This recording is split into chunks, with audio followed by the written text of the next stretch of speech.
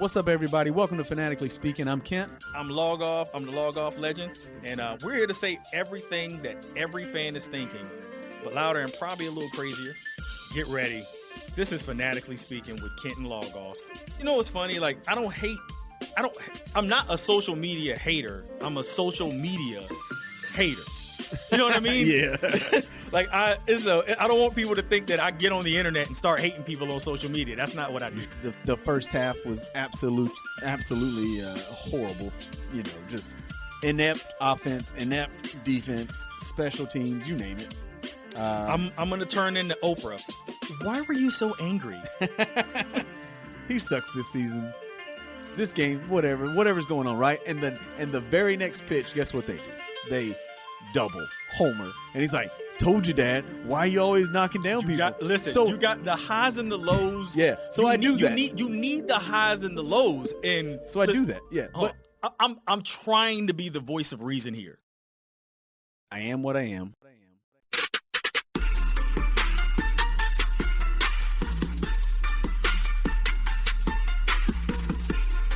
Hey, what's up, everybody? Welcome to another episode of Fanatically Speaking. I'm Kent, the co-host and promoter. I'm Logoff, the Logoff Legend, hater of all things social media, co-host and producer of the show. Yes, and today's show, we are finally, I guess, going to get back to the NBA. We've been on an NFL run of late. Oh, yeah. Basketball's been played the entire time. A lot of interesting things. It's not a huge 180 from the stuff that we talked about the last time. But there's been some decent shifts, and let's see what we can hit on them. Yeah, so we're at almost the halfway point, right? Coming up on the All-Star break in a few weeks. Got the trade deadline, so I just wanted to touch on a lot of the top stories, standings. We're gonna hit trades, possible trades, and the All-Star game a little bit, and then the Charlotte Hornets, our local team, is a kind of a hot story too because they're actually getting attention. But first, let's get into the standings. And I don't really want to go into like all the standings. I just want to hit on some surprises, what you're not surprised and what you are surprised on. Because I got a huge surprise that has really shocked me and I think is, a big deal. What's funny is I think what surprised you didn't really surprise me at all. Can you lead with that? Go, because I'm curious what you got on it. Well, this is one of those things that we always joke and battle about because there's a player in a team right now that's playing really well. You're going to do it. Do it. I am. Dude, the Boston Celtics, I mean, if you just look at their roster. Oh, man. And we talked about this. We said that we said they were going to take a step back because Tatum's hurt. They traded Porzingis. They traded Holiday. They lost Horford. All they have is Jalen Brown and Derek White and just a bunch of random dudes. And right now they're second. And one of the weirdest NBA head coaches ever, but continue. Exactly. So great coaching job by Mazzulla. And if I had an MVP vote right now, I'd vote for Jalen Brown. Yeah, Jalen Brown is cooking, and full disclosure. So I caught a lot of hell for years. And this was at the very beginning of Jalen Brown and Jason Tatum being on the same roster for the Celtics. I've been consistent. I have you as a witness, Kent. We've got the text messages to prove it. I've always liked Jalen Brown more than Tatum. I always thought that Tatum was, I don't want to say a knockoff Kobe, but a poor imitation of Kobe. And I know he can play ball. Like, I know the guy can hoop, and he's become a much better three-point shooter and jump shooter than I thought he would. But for me, I always liked Jalen Brown's game. His overall basketball game was better. I thought he was a better defender. The only thing that he does poorly is dribble. And he turns the ball over at inopportune times in previous seasons, right? So if there was ever a knock on him, that's it. But in turn, I've made that part clear as a player. If you gave me Tatum and Brown and I had to start a team, I would rather have Brown because I feel like he was more versatile. Now, that's going to sound like a flavor of the moment type take. But again, you can vouch for me. I have been saying that for years.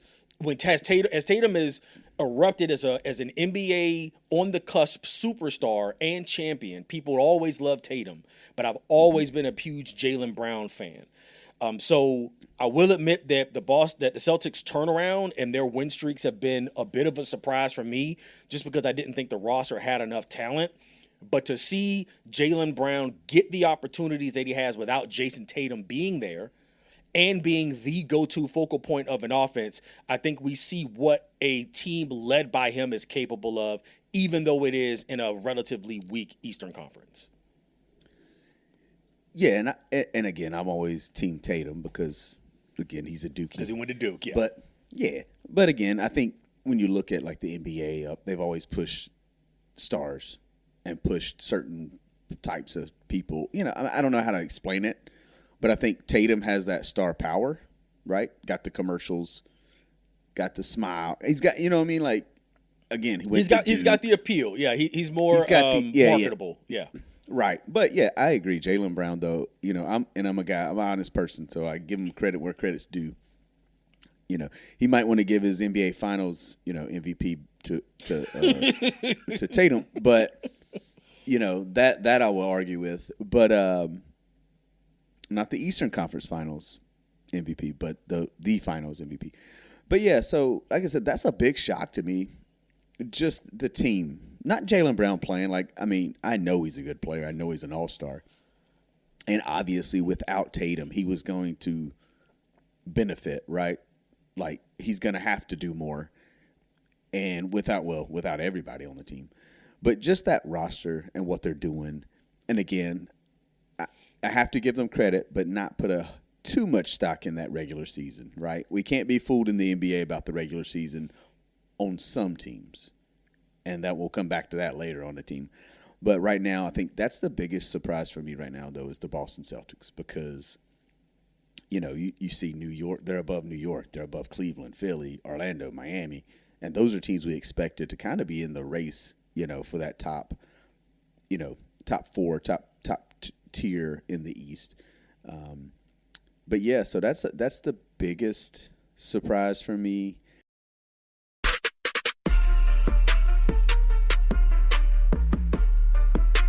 I'm going to give you a Western Conference team, too, real quick. Okay. The Phoenix Suns. They traded Kevin Durant. They got a good, you know, package out of it. And they're just, as a team, in the West, in a tough Western Conference. Right now, they're the 6th seed as of this recording. And, again, adding Dillon Brooks. Jalen Brown's kind of been Jalen Green's kind of been injured this season. But still, with Booker and Brooks and everything, the other pieces that they've picked up, you know, in the offseason, Mark Williams, Grayson Allen playing, no tripping. But, you know, they've been playing really good basketball as well this season. It's kind of a surprise that they're as well as they have been. They have, and I caught some hell from one of our recent episodes when I said that I would rather have mid-tier coaching, just middle of the road coaching, as opposed to a big name, you know, super elite type coach in the NFL, of course. But yeah, this lends to kind of a representation of what I'm talking about. When you've got a good balance across the board where everybody understands what their responsibilities are, not a lot of huge egos in the room, and you're all focused on one goal, I think that's something that has shifted a lot in sports, where it's not just about, look, big names, huge personalities, like you mentioned, like with Tatum, it puts asses in seats. It gets eyeballs to the television. But if you're trying to win, and I mean, look at you, like, I mean, I know you've talked about it some on here, but you're a Spurs fan. They had Tim Duncan, who is, to me, in terms of basketball talents, one of the greatest big men ever in history. But he's never been flashy. He was good at everything, not great at anything. And Hall of Famer, won all the championships. Coached under played under Greg Popovich, played with Tony Parker, Manu Ginobili. They were a balanced team, and they were able to win championships over and over again. And we've seen it in more recent trends. We saw the Pacers get to the finals last year with a balanced team. We saw OKC make it to the finals and win the finals with a balanced team. And SGA, who is their star player, but you don't really think of him as the star player on that team. They need all those pieces to play well in order for them to be competitive. The Phoenix Suns are trying to emulate that. Booker has always been a star NBA talent, and they tried a lot of mix and matching with him, man. He's played with so many guys that we thought would have better careers than him, and I'm just thinking mainly like a CP3 and a KD. And he's been the only consistent thing on that Phoenix Suns roster where it's like, you know what you're going to get from Booker. All the other pieces are interchangeable. And for them to be able to, it's not even about the wins in the NBA. And I kind of hate to reduce it down to this. The thing that hurts teams in the NBA are bad losses. Like those 7-8 losses a year where it's like, what the hell were you guys doing that night? You know, was this the second night of a back-to-back? Like, did you guys just mail it in on this game and just give it away? Right. And then it allows you to slip in the seedings, and then next thing you know, as opposed to you being a 3-4 seed going into the playoffs, now you're a 6, 7, 8 seed. So I give them credit for sloshing through it now during this point in the year when nobody's been watching. We haven't been talking about it. I give them their props, man. They've been doing everything they need to do, and we can say whatever we want to about Dillon Brooks. He's doing what he's supposed to do for that team to get them the wins that they need at this point in the year, and I commend them for doing so. Yeah, so them being right now the 6th seed, again, that keeps them out of the play-in, right? Yes. And that's a win for that team. Huge. I didn't have them that high.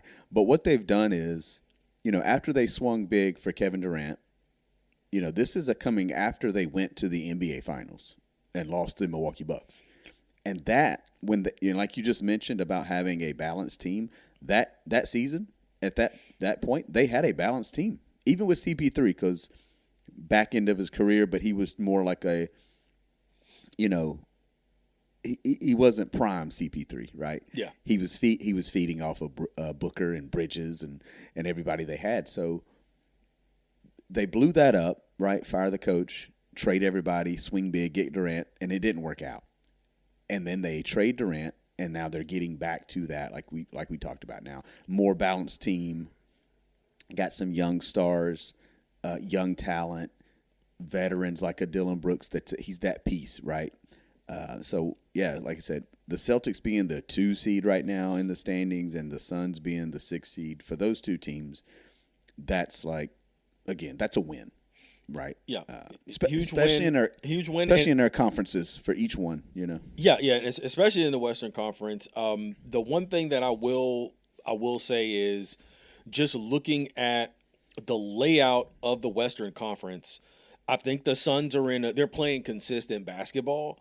And the teams that are both ahead of them and on their heels with them sitting in the 6th seed, I think that they'll still be able to move up if they keep the way that they're going now. And the examples I'm going to use are very simple.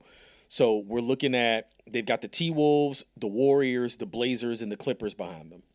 Clippers have hit a hot streak.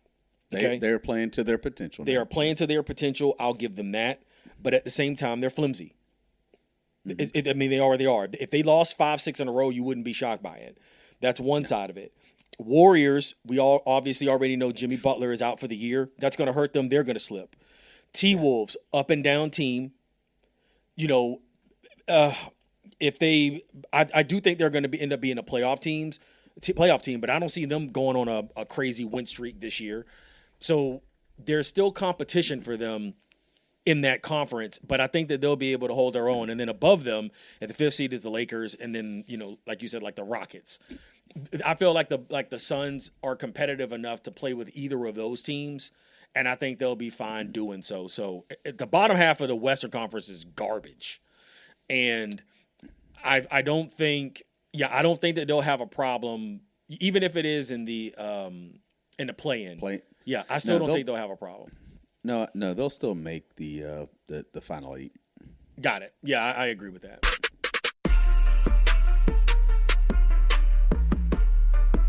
Let's go straight to let's go to the trade deadline. Okay, so the trade deadline fast approaching.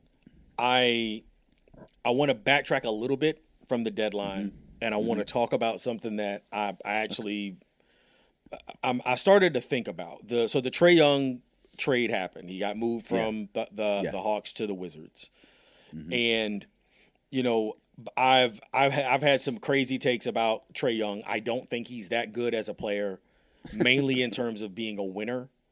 I feel like you need so much help on that team for it to be competitive, because all he can do is score inefficiently and pass the ball and play no defense. So to have him as one of your highest paid players, like, you are at a massive deficit. And if you think about all the great teams in the NBA, I don't even think he fits on any of them. If you think about the top, like you're the best teams in the league, and you just throw Trae Young on there, he makes them worse, in my opinion. Yeah. Okay? I got you. So my question for you is, that kind of shifted the trade market, because he was traded for C.J. McCollum, and I forgot the other gentleman he was traded for, but no picks, which is mind-blowing that a player of that caliber who's made all-star teams just does not get traded for any picks whatsoever. It was mainly a salary swap. Yeah. Do you think that that's going to have an effect on future trades? And let's just say for like the next 2 seasons, where a player has a value, but the value for what Trae Young went for can diminish what other players are worth. Do you agree with that, or am I tripping? Well, if we try to figure that out, we'll be here all day, because you see guys like, Rudy Gobert and Desmond Bane get traded for multiple pick, Mikal Bridges, So, it just depends on the teams and what they want. You know what I mean? Like the Hawks, I think, were just ready to move on, and they wanted to dump that salary for many reasons. They've got a young roster, and they had just moved on past Trae Young, and they were just like, let's make the deal. We'll get McCollum on a 1-year on expiring contract, and then we can look to free agency or a trade to bring in someone else, right? And then we'll use our picks and gain whatever the deal may be. And the Wizards, of course, they just need somebody to, give the people a reason to watch their team play basketball. Let's just kind of let's unpack it for a split second. It's I guess the question is does the trade market, because we've seen this in other sports, we've seen this like in sports history, and I'll whittle this down to housing. Today your house is worth $200,000, but your neighbor sells their house that is similar to yours for $250,000. That means that you, at a minimum, aren't going to sell your house for less than $225,000. They shifted the market by simply just having it go at a particular number. Trae Young, being a player that he is, with a value and a contract, went for far less than what we thought he would. Way less. Things like that usually shift the market. Now, if you talk about an outlier, I mean, you could look at what Luka went for. That shifted the market a little bit. I mean, you still got the Desmond Bane trade though. So again, and the Luka is just again the dumbness of that trade, but it just depends. I compare like this trade to like the Westbrook for John Wall.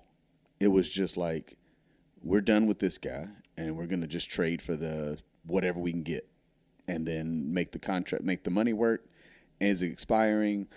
Give him a shot. Things like that. The Hawks were just looking for a piece, and the Hawks are no better now than they were with Trae Young. So fair point. They are actually worse. I was going to say, I think they're actually worse off, but they would rather be worse and not have to pay him that money or guarantee him a bigger contract. Yeah, and I think they're looking for another move.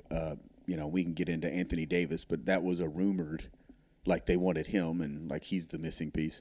And but they're actually a disappointment in the season, and we didn't even talk about disappointments in the standings. But the Atlanta Hawks, with what they tried to do in the offseason, thinking that Porzingis, which he's always injured, and a Trae Young and all that roster would make them better, and they just haven't been. And they are teetering on that 10 seed. with some other teams, looking to jump them. So I don't know that it shifts the market. I think it's just NBA, like you said, it's all about money, contracts, trades. Does the money work? And then again, to me, it just depends on what the team's trying to do. That's all. That's all fair. Yeah. Yeah. And I did jump us off topic a little bit. Are there any trades or expected or projected trades that you were looking forward to or expecting? And I mean, like, in a realistic sense. Obviously, there's a lot of rumblings about Giannis, and those have been going on for weeks. And I just haven't seen enough traction. Yeah, I mean, I haven't seen enough traction to where I don't know if I should take it seriously, even with all the discussion, going on around it. I don't know what's next, and the NBA has become a lot more unpredictable in recent years. So, but is there anything that stands out to you the most? So I mean, the names that are out there, like you said, Giannis, which has been out there all season, Morant, which has been out there all season. All season. Anthony Davis, Jonathan Kuminga. Now, what all these four guys have in common is they're all injured right now, which I don't know if that's going to affect the trade market, because if you're a team like the Golden State Warriors, who obviously Kuminga has requested a trade, so they just lost Jimmy Butler for the season. And again, their time is ticking on time with Steph Curry to be competitive for an NBA championship, which I don't think they are. I think if they got Giannis, I mean, who knows? But they would, if you've heard all the rumors, they would have to trade Jimmy Butler to get Giannis. But if they can make a few moves, that's what I'm looking at right now, is really the Golden State Warriors. That's got my attention. I mean, Morant, the word is there's not a lot of interest. And again, like you say, it's a contract. It's a huge contract that a team has to take on. So they have to move contracts to make that work. Now, Ja is still a talented ball player, and he's just kind of been forgotten about in Memphis for whatever reason. His own issues. We talked about this before. The team is not any good anymore. They traded, Bane in the offseason. So I don't know what their path is, but they would have to find a team again to take on Ja. And I don't, that would be a good one to say, does he get picks, right, with his baggage? Does another team give up draft picks for him? But like I said, the Warriors is the one that I'm looking at right now. If we're not really looking at players, because I just named the players, but the Warriors, do they make a move to try to just make, again, we talk about that one last push. We thought Jimmy Butler was it. He has not been it. They have Kuminga. They're holding him hostage. I think they could he's got some value to get something in return. But yeah, that's the one. I think if the Bucks and Giannis, they've had a little, whatever you would spat lately, Giannis at the fans booing, and, he's not happy with some of the play of the team, which, they're again right outside the 10 seed. And that's what I've been looking at. I mean, I don't know of. I think Karl Anthony Towns. There's rumors about the Knicks and him, which I can't imagine they give up on him now. Again, unless you get a Giannis. I think that's the huge name. That's the big. That's the, what do you call it? The whale. The whale. Yeah, the whale. The biggest whale that's available. Yeah. I'm gonna dive into the Warriors really quickly, and I'm just gonna ask you off the top of your head, not looking. Do you have any idea what Jonathan Kuminga averages for his career? For his career? Yeah, let's just say points per game. Just guess. Like how many points per game you think he scores a game? I'm going to say 15. Okay. So 15 is 1 point short of his career high in the season, which was the 23-24 season. He averaged 16. Yeah. He averaged 15 last year. This year he's only averaging 12. Okay? He's been in the league 5 years. He averages 12 points for his career.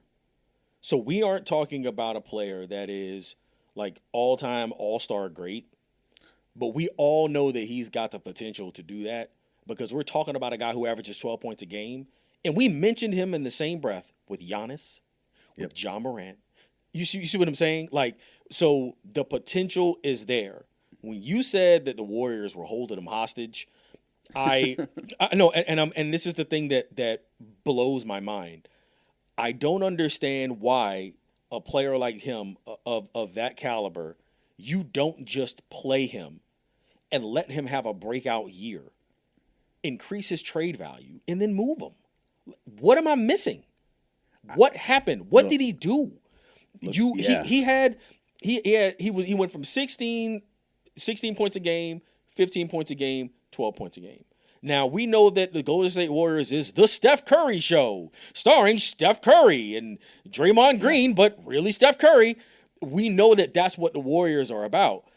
But if you have the opportunity to make him a centerpiece on that team and just get him and just think about if he was averaging 21 points a game, how much trade demand you would have for him as a player. And that was something that was mentioned by their front office that, in order to have, to demand a trade, there has to be a demand for you as a trade, which was the craziest thing for a front office executive and, to say at a press conference. Unbelievable.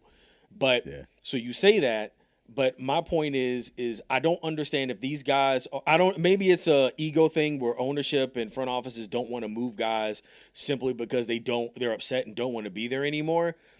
But none of these teams that we're talking about are winning. The Bucks, terrible.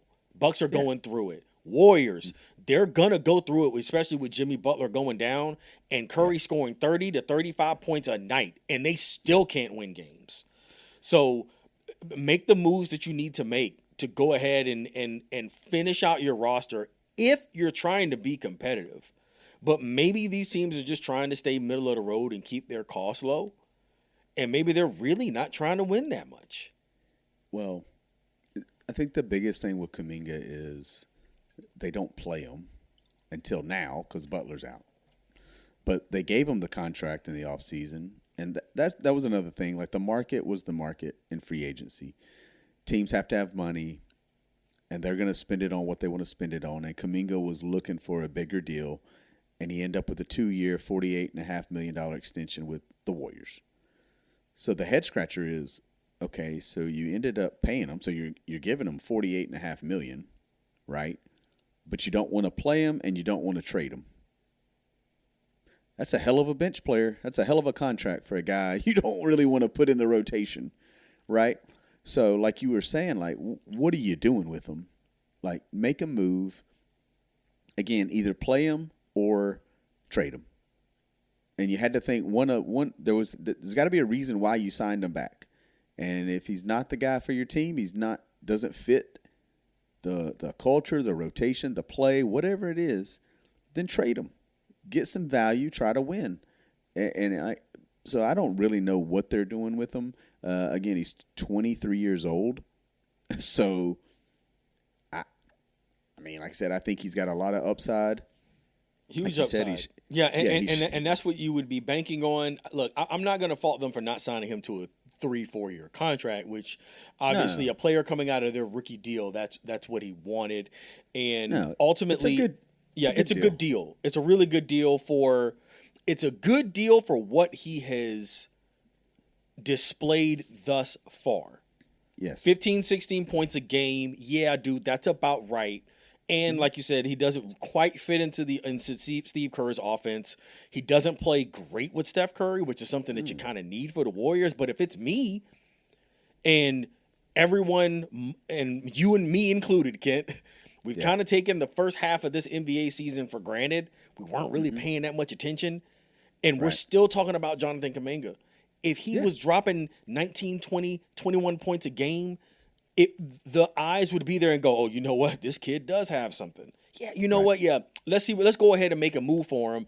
And then a team would go ahead and acquire him as a piece, knowing that they would only have to pay him 2 years from now. Like, it just makes more sense to me. I don't know. There's clearly something going on in Golden State we have no idea about. But But for me, I don't like to see what's happening with him take place in organizations where it feels like they're kind of handcuffing a guy, to that locker room. But hopefully they can figure something out soon. Yeah, just trade him. Like I said, I think if he was on another team, like a dude, Brooklyn, imagine him on the Celtics. Well, even Boston. Yeah, I mean, he would, at least for this season, right? I mean, he would add a piece. Yeah. But, I mean, I'm just saying on a team that's not that great, right, where he could shine, and you look at like a Brooklyn, Sacramento, teams like that. Yeah. That could make a move to get another veteran piece in Golden State, right? Because you hear rumors, maybe for DeRozan. We talked about Giannis. I had thought about one, and we go back to Ja. Does Ja fit in Golden State? No. Yeah. But, let me take that back. Does Ja fit in Golden State? Yes. But it would have to be after Steph Curry retires. Oh, wow. He does not. His game does not fit well. Okay. To have two of them defensive liabilities. One of them an athletic slashing guard that could break guys down, ball stopper that could get to the cup and make a bucket, and then the other guy is an ISO, 3-point scorer. We know Curry can get to the rim too, but I don't think there's enough room on the court for two guys of that caliber. And then of course you throw in Draymond. So who is the fire hydrant in the middle of the court getting in everybody's way. I just think would the Warriors shift their plan and say, okay, Steph, you just play off the ball and move around, get open, and Ja will find you, or create. They had to pay attention to Ja, so maybe it'll create more opportunity for you.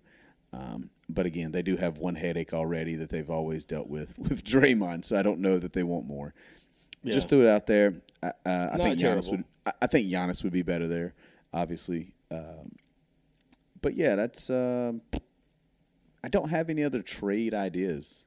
Let's be realistic about this. Mm-hmm. Can they realistically trade for Giannis? Again, I think for money, to make the money work, they would have to trade Jimmy Butler. Do you know how much Jimmy is making, man? It's like $54 million. Dude, it's almost $60 a year, man. Yeah. So he's up there with Giannis. That's what I'm saying. It makes the money work. Where he just tore his ACLs. Like, he's done. Yeah. So he has no trade value. But I mean, he does contract wise, because then the Bucks get probably Butler and a young player, maybe a draft pick, and then. Or two, however that worked, But then they would get Butler, not for this year, but he'd have 1 year. He'd have an expiring deal in which they probably could move him next year to another team. I would very seriously doubt he'd want to play in Milwaukee. I don't think that's enough. I don't see the Bucks giving up that player for that trade package. They can do better. They can do better. They're not going to make a Luka deal. So,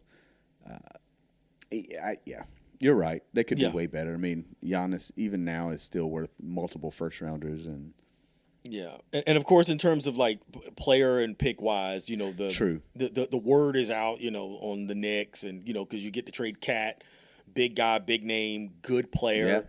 That would be still relatively young. And and he makes an immediate impact. Like, he's a day one starter, at Giannis's position once you trade him to the Knicks. So even though I'm not a huge fan of the way Karl Anthony Towns plays, I could see that being a more realistic move. But I don't want to see the Knicks do well. I'll be the Knicks hater. I'm the show's Knicks hater. Do not want to see them be well. Yeah, I'm not a fan either. But. Yeah. Okay.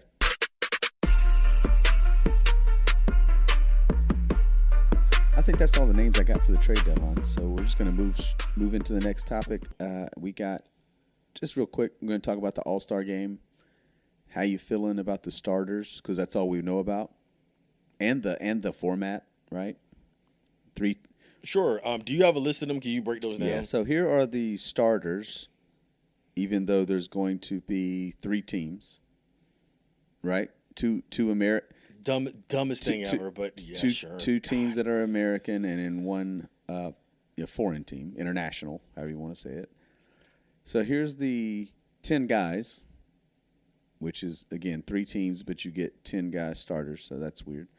But, yeah, so in the East, again, they break it up East and West. Jalen Brunson, Cade Cunningham, your boy, Jalen Brown, Giannis Antetokounmpo, and Tyrese Maxey. In the West, Luka, SGA, Stephen Curry, Wemby, and Jokic. Yes, and there's still kind of word out on, the Joker, Jokic, a.k.a. Big Honey, because we don't know whether or not he'll be back from his injury. Giannis will not be back. Yeah, Giannis, and obviously I know, Wemby's had some, some injury stuff in and out. I don't know. It's really no telling, and some guys may opt to sit out of the All-Star game. But making the team, making the rosters, I think this is, I think they got it right. Yeah. In terms of who made the actual teams, and I'm glad to see. I do think the weakest easily is the Eastern Conference roster with Giannis, Jalen Brown, Brunson, Cade Cunningham, and Tyrese Maxey. But I like to see these new names and these fresh faces on there too, because it gives them an opportunity to go out there and represent that spot and actually play tough. We all kind of got sick of seeing LeBron. We all kind of got sick of seeing Kawhi. Yeah. We all kind of got sick of seeing Harden. And go out there and kind of half-ass it through All-Star games. So I like that these guys are getting opportunities on teams that historically haven't done well recently in the the Sixers Pistons. and the Pistons and the Knicks. So I'm going to give them props for that. The Western Conference obviously is going to be the tougher, have the better players on their roster. But this shakeup, man, with the international versus the U.S. stuff. I'll give it an honest try. I don't want to crap on it before I got a chance to actually sit down and watch it. But I don't like annual watching experiences like NBA All-Star Weekend coming with a handbook in which you got to read all the new rules of shit that they came up with. You know what I mean? It's like going to somebody's house and playing Monopoly, and it's like, oh, we got these rules that we play with here at our house. And it's like, no. Like, I play Monopoly my whole life. Like, how are you coming up with all these new rules? The Super Bowl doesn't change their rules. The NFL playoffs, they don't change their, like, what you get. It's football. We're going to go out there and play football. Some nuances, we're going to change the overtime rules. Both team gets the ball, kick a field goal, other team gets a chance to score, they win. That's easy to pick up. But with them in the NBA and even to the dunk contest and bringing in guys from the G League, it's just like, guys, what the hell are we doing? It's just so much math to have to figure out what the hell's going on that it makes for a less than desirable viewing experience, which, I know this is sports, but ultimately, it's male soap operas, dude. It does. We are soap opera consumers, and we're here for the drama. But we got to understand what the hell is happening for us to even enjoy it. I'm not gonna crap on it. I'm gonna give it an honest watch, and hopefully, it's something that appeals to me. I want to like it. I just don't know if I will. So here's my concern, and it goes. I'm gonna take it to baseball real quick. So baseball, and I really looked at this dealing with, like, looking at the Hall of Fame numbers and things like that, because you look at guys' stats, and one of their stats is how many All-Stars did they make? And I was going to talk about this on another episode, but in baseball, like back in the day, you say, oh, this guy was a 15-time All-Star. But then they changed the rules, right? Major League Baseball changed it where every team has to have a representative. And what does that do? That costs other guys an All-Star appearance, because you got to pick an All-Star off of this random team that sucks. And they probably don't have an All-Star, but you say, well, who's the best player off their team? Okay, let's find a spot. So this other guy misses out, right? We got that name. Right. We're just going to. You see what I mean? So I think that's costing current and new era, whenever they started, I can't remember exactly when they started this, but it's been a while. So I think it's costing guys all-star appearances on their resume. Okay. So now with the NBA, you have to fill 2 American teams, and the rosters are not going to be as big. I think it's like 8 on a team, something like that. Yeah, it's a truncated roster. Yeah, you're right. So instead of now you're expanding rosters in a way, but you're only expanding it because you have 3 teams. And like you said, the simple way would be just expand the rosters and have 2 teams. That's the easiest way to do it. But like you said, they got to make you have to, read and, understand. Yeah, you got to figure stuff out. Ask questions. What's the algorithm? Connect the dots. So yeah. Oh yeah. Oh no. And I'll let you finish. And then on top of that, there's the thing that's aforementioned. We just talked about it, and we breezed right over it. Who's actually eligible? Yeah, you have to be eligible. Yeah. And now again, is this going to cost people an All-Star game, an appearance on their resume? Because you got to fill the international, which of course I'm just looking at the starters right now, and I'm counting, and for if you count SGA as Canadian, right? I mean, he is Canadian. Well, yeah. So yeah, well, he is Canadian, so that's international. So you got out of the West, 4 of the 5 are international. Giannis on the East, right? Who else? Oh, in the East, Karl Anthony Towns. Well, out of the starters, I was just saying like. Oh, okay, fair enough. Yeah, so out of the starters in the East, no, I mean, Jalen Brown, Kate Cunningham, Tyrese Maxey, no, I mean, like, those are all Americans. Yeah. So, like, they'll be fine. But we all know, and that's kind of how I started this off, we know that they're not going to be as talented as whatever's on the Western side. No, but, again, you're taking those and you're going to split it now into 3. Yes. Into 3. It's not. Yeah, that's where I think we're gonna have to see it. Like, and this is what I mean. Like, think about us. Like, think about all the basketball we've watched in our lives, Kent, and we still can. Yeah. Like, when I guarantee you, we can do all the reading and research and trying to understand this, and then when we watch this game in February, when we watch this All-Star weekend. There's going to be something new that we learned right there live on the broadcast where we go, oh, you know what? Didn't even think about that. Didn't even come into play. No one even mentioned it. Like we fixed the lottery and the draft and the playoffs. Again, Adam Silver, give us a call. Again, somebody connect us. We can fix this. I literally just said it. Like, the voting confuses you on the rosters. So, again, just have 2 rosters. Expand the rosters. There you go. And then the voting. If you were going to go with the 3 rosters, like you're doing, say you're going to do that, don't have an East-West vote. Just have people vote for All-Stars. And the top 10, or what would it be? I don't know.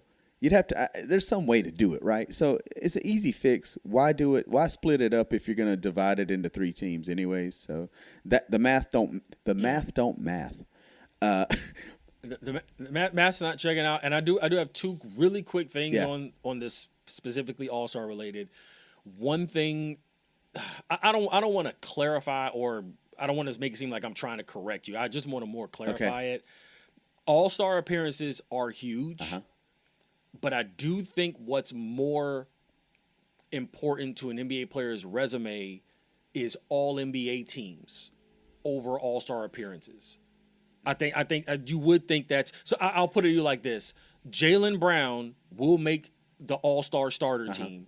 I don't know if he's going to be an All NBA starter. I got you. I mean, but I don't know if he's going to be first team, and I think he's worthy of it. But I don't know if he'll make it. But it's still a big deal. Like, you still talk about, like you said, we're still talking about All-Star snubs and who made it, and every year it's the same. Correct. I think it's still a big deal. I mean, like I said, LeBron was a starter for how many years in a row? 21, and now he's not.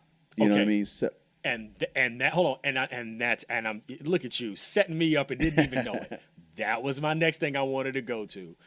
How big of a deal do you think it is that a LeBron James does not make an All-Star team in this NBA, in 2026's NBA? Well, that's He doesn't now. He's not an all-star starter. No, but does he make it? Which seems absurd.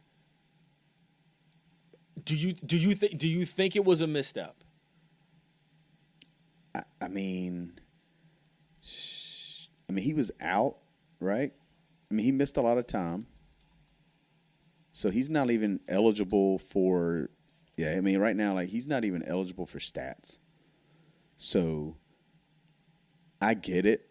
I think him being out a good bit of the first half of the season to begin and all that. I think that's why. Ultimately.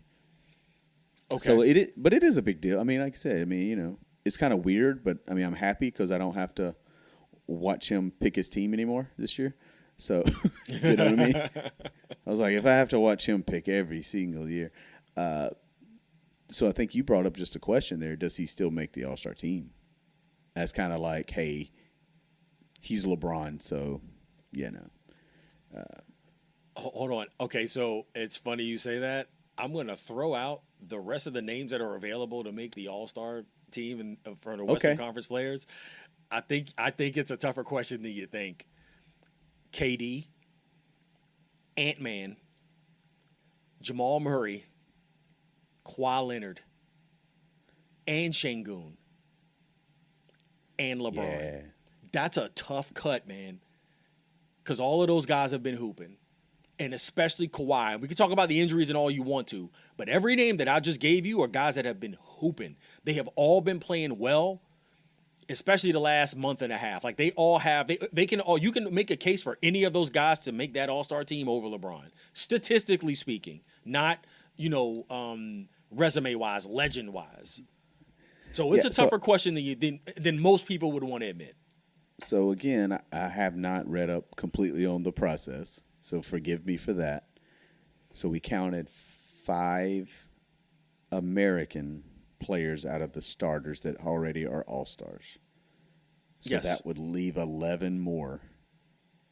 KD, Ant-Man, LeBron, Kawhi, All-American. I believe Jamal Murray is – I think he's Canadian. But I'm saying you got to look East and West. That's what I'm saying. I don't know are they just picking out of both conferences for the rest of the rosters? No, and that's what I'm saying. This is just from the Western Conference. But you're just naming them. I'm saying, what's the process? Do you know? Like, hold on. The process of how many players from each conference are eligible. How are they going to pick the reserves? Are they just picking, or how are they? Because the reserves is a like a coach's. Well, yeah. Correct? Yeah. But I'm saying, is it going to be divided also by the East and West? Is that right? I mean, I might. You know what? I'll text Adam Silver here in a second. He changes the rules every 5 minutes. But let's just name the American players in both. How about that?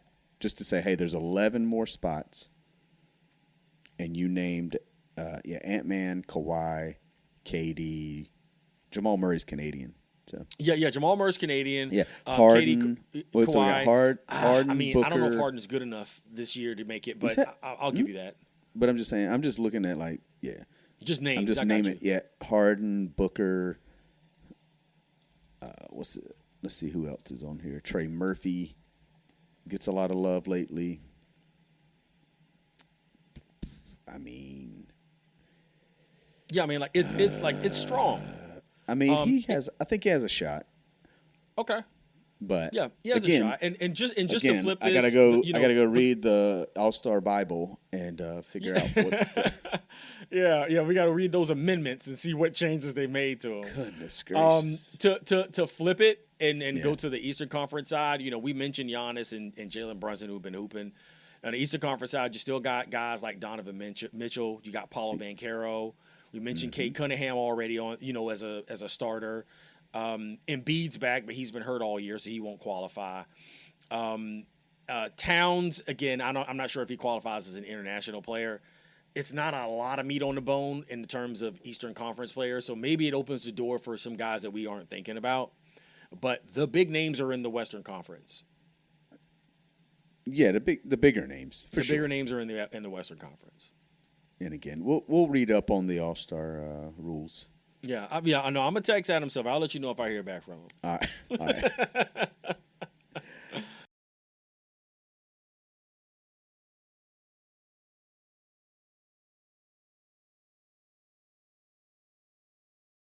All right, let's move on with another topic real quick. I just want to talk about the Charlotte Hornets and their resurgence of late. And, we had a bet at the beginning on the over-under of wins this season, and I believe I'd had to go listen. I want to say that I would be happy with 37? No, I believe you said 38. 38? Okay. 38 wins, yeah. They are currently 18-28. Mm-hmm. Yes. They are finally healthy. All their players are playing, even though sometimes they decide to bring Melo off the bench. Somehow that makes a difference in his minutes. I don't know why, but it's the way Charles Lee does it. But their wins of late, and they've been road wins. They've lost a couple of close ones at home on just, buzzer beaters and random quirky stuff, right? Not getting a timeout, things like that. Regardless of who's playing, this is not the Charlotte Hornets team that we thought we would get, right? Blowing out teams on the road. They just recently beat the Magic by 27. They beat the Nuggets by 23. They beat the Lakers by 18. They beat the Jazz by 55, which it's the Jazz, but still, beating a team by 55, that's not the Hornets that I know. And then they beat the Thunder by 27. I got my math right? The Magic was 27 and the Thunder was 27. 27, yeah, that's right. Yeah. And then they beat the Bulls by 13 on the road.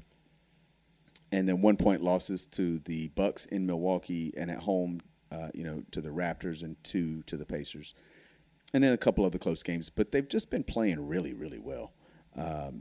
Just getting Melo, just having Melo, Bridges, Miller, and Knippel on the court at the same time has been huge. Their defense has gotten better. The one night, we were joking, about when they actually got on TV on ESPN and they were actually talking about doors blown off. Well, they did in the first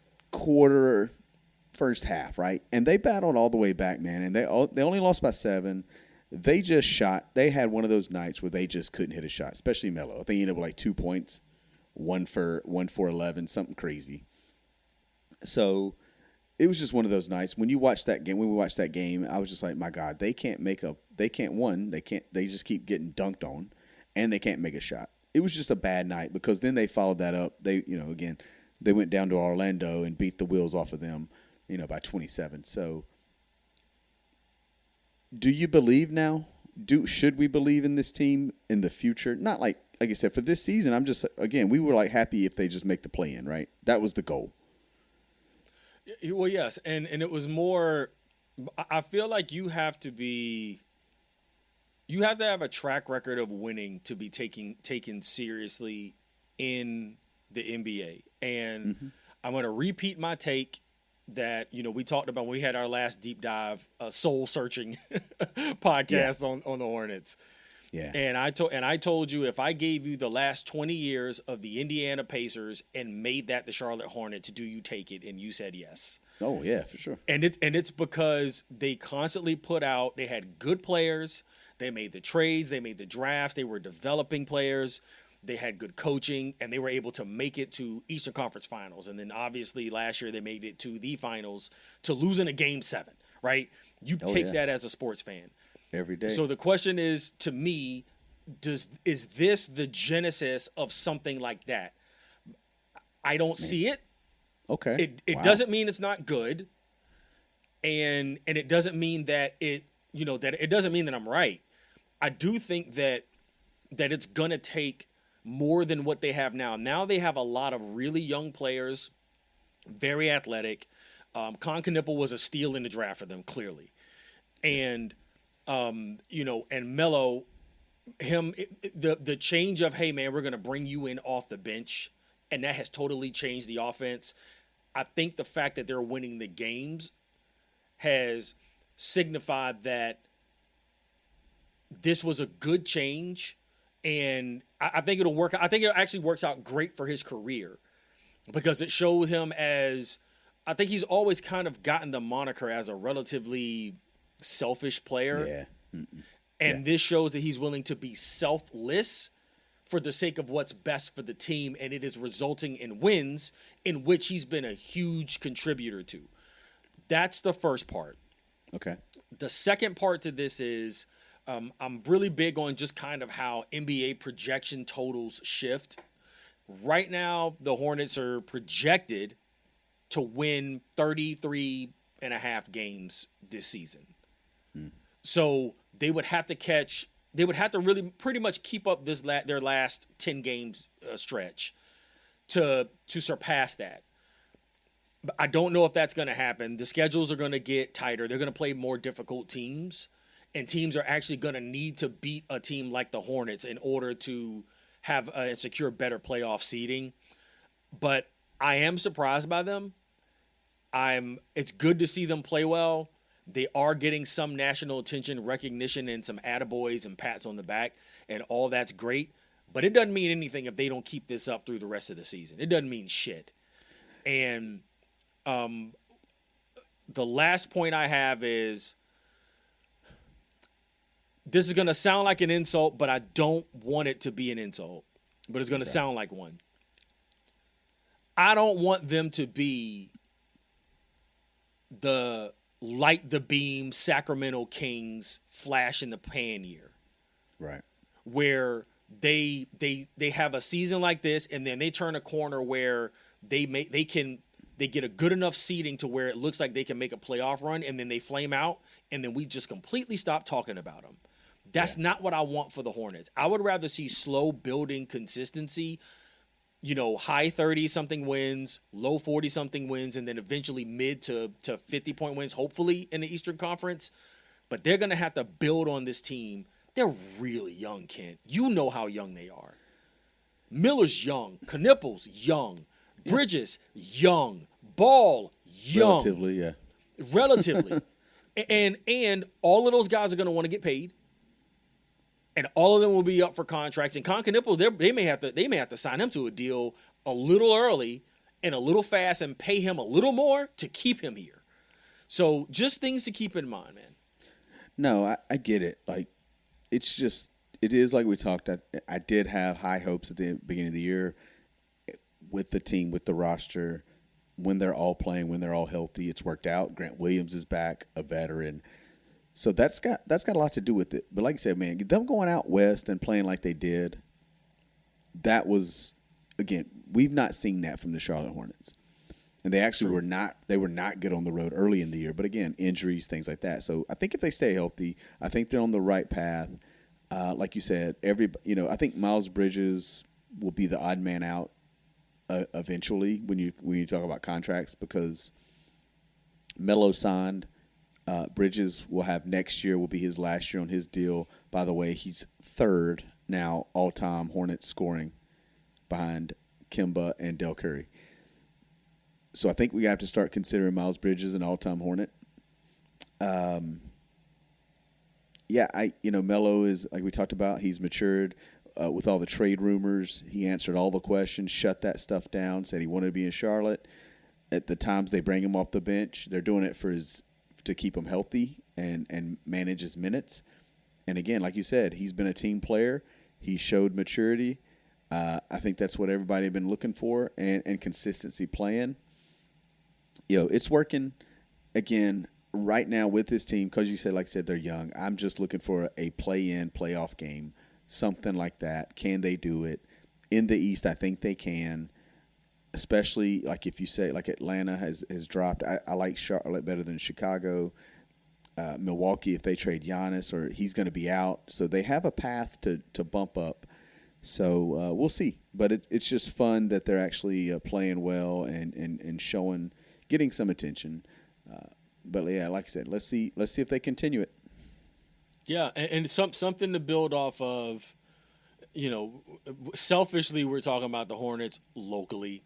But at the same time, I like to see, much like we were talking about with all-star teams, with like Cade Cunningham and, getting an opportunity to represent the city of Detroit as an all-star starter. That's massive for a franchise like that. Yeah. I would like to see the Hornets get opportunities in the playoffs on a national spotlight. It's like, all right, let's see what these guys can do. And they don't have to be spectacular. All they have to do is be competitive to say, you know what? I like what they got going on down there in Charlotte. So something to build on. Yeah, their last 2 play-in games, they got destroyed. So we don't want that anymore. When you get that chance, like you said, the other night on ESPN, it was like, oh my God, they get on TV now, national television, and they look horrible. So don't want that. So yeah, hopefully, if they do, they can at least show out and show, that they could have a future. So fun. Now we are going to try to have some fun. Are you ready? F-U-N. Now we're having fun. So I'm going to do something really quick because we're running on time. I know. I have a fun topic today to end the show on, and we haven't done this. Oh, what you got? We really haven't done this in a while. It's been a minute, yeah. And I know who you're going to pick, and I know who I'd pick probably. I think we're going to pick the same person here. All-out brawl on the court with all these guys. Who's the last man standing? Well, this one right here, they must have put him in as a joke. LeBron James. Okay. I don't know why he's on here. Udonis Haslem, Matt Barnes, Kevin Garnett, Charles Barkley, Charles Oakley, Dennis Rodman, Draymond Green, or Ron Artest. Wow. Okay, that's a lot of guys. It is. And okay, so I just want to make sure I understand this. So this is an all-out melee. All-out brawl on the court. All these guys are on the court. And you got to pick the last guy standing. Yeah. Damn. Okay. And I know who I'm picking, like I said. It's actually, to me, it's pretty easy. So I'm going to apply logic to this. So I'm going to think about the circumstances. I'm going to think about who is going to be the most tactful when it comes to having the altercation and their strategy involved with it. So who's going to apply the most thought into being the last person standing on the court? And the other thing, and I hate to, for the hypothetical, just make sure I get all the context. We're just picking all these people like at their prime, at their best, correct? Well, yeah. I mean, it would be like in their prime when you've seen them get into it on the court. Okay, and they're all on the court at the same time. Yeah. All right, I'll go with Oak. Oh, I gotta take Charles Oakley. Yeah, he's a good one. I have to. Yeah, I gotta take Oakley. He's a right amount of thinking man and crazy person. Okay. Like it's a good balance. Ron Artest is probably a really, really close 1B for me. but I think Oakley would whoop everybody's ass with a lot more composure. Where Artest might be going a little too crazy and might get caught slipping. Yeah. So I'm gonna go with Oakley. Okay. So my mindset is, again, I go to wrestling, so I'm thinking like Royal Rumble, last man standing match. You know what I mean? Like each person gets knocked out, eliminated, they're down. So, LeBron's first. Like he's going to, he'll flop out first. And but I was like, man, the final two standing to battle it out would be like Ron Artest and Charles Oakley. That's the two I had.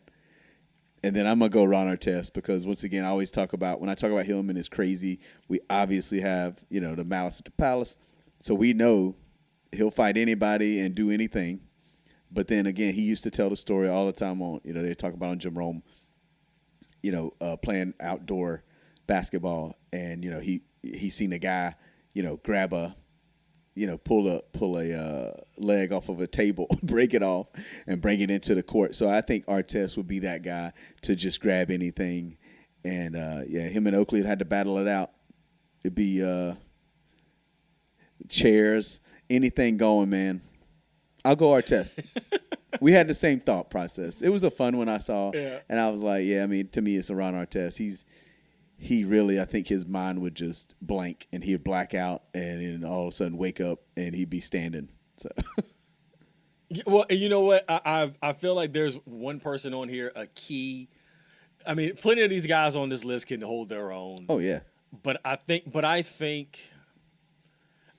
don't think I'm giving Dennis Rodman enough credit.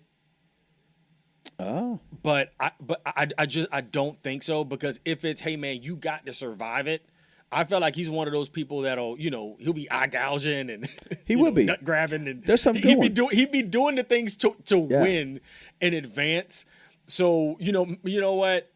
Maybe I'll do a 1A, 1B, 1C, and I'm gonna put Rodman there too. But when it's all said and done and the dust is clear, yeah, you're going. Oakley's walking out that building. Like he'll drag everybody else out one by one when he's finished with them. I could see him being like doing like a little big brother on Ron Artest, just one punch to the face, knock him out. Yeah, I can see that. And no, that's a good one though. And by the way, completely off the top, you sent that to me seconds ago before we started doing it. Yeah, that was a good surprise. I wasn't expecting that. I like you coming out of nowhere with it. Yeah, makes it fun. Yeah, that works. All right. Well, that is another episode of Fanatically Speaking. Again, I am Kent, the co-host and promoter. I am Logoff, the Logoff Legend, hater of social media. Sorry, I just drank some water. Co-host and producer of the show. Thanks again listening to another episode of Fanatically Speaking. Everywhere you get podcasts, you know where they are. Yeah. I mean, it's 2026, man. You know where podcasts are, damn it. Google Podcasts. So go to them. Go all those places, including YouTube. Like, subscribe, share, review. Send it to people that you know. Post it on your pages. Ask questions. Inquire. Send us messages. The DMs and all that stuff, are open. So send all that stuff. It helps spread the word and just kind of raise the profile of things. Yeah, I think you mentioned we're all over social, all the main ones, Facebook, Instagram, TikTok. You can listen to us on YouTube. We have no video yet, but listen and share. That's the big ones that I always go to. Google Fanatically Speaking, and that'll take you to all of our stuff. Anyways, we're set up that way. We come up first, and then again, tap that app. Yeah, tap that app for sure. And and even though the videos and everything aren't like us.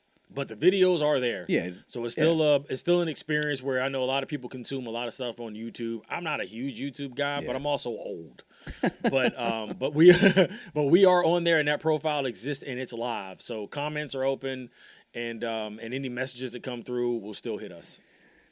That's right. And I had a joke, but I'm gonna roll with it. Is it inappropriate? Go ahead and do it. If it's bad, I'll cut it out. Nah, I was gonna say I am old. We are old. So when I say tap that app, I was gonna say smack it, flip it, rub it down. They don't matter how old you are. They know what that means. I don't care if you're 12 or 112. You know what the hell that means. Yeah, look up the lyrics and then go listen. But that's fun. All right. That's all I got. I'm out. Yeah, same thing, man. Me too.